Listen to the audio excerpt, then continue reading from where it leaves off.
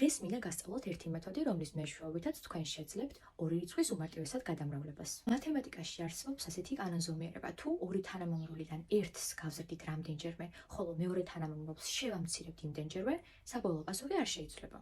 პირველ რიგში უნდა დავაკვირდეთ, რომელიმე თანამამრავლი გვაძლევს თუ არა იმის საშუალებას, რომ დავიყვანოთ ის 10-მდე, 100-მდე ან 1000-მდე. ალბათ ყველანი დამეთანხმებით, რომ 10-ზე, 100-ზე და 1000-ზე გამრავლება ძალიან მარტივია.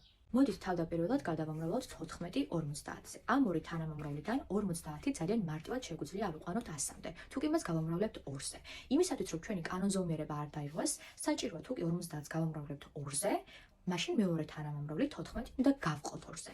14-ის გაყოფის შედეგად მივიღებთ 7-ს, ხოლო 50-ის 2-ზე გამრავლების შედეგად მივიღებთ 100-ს.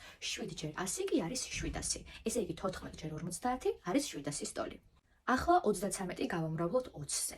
ამ ორი თანამამრავლიდან 20 ძალიან მარტივად შეგვიძლია რომ დავიყვანოთ 10-მდე. თუ კი მას გავყავთ 2-ზე.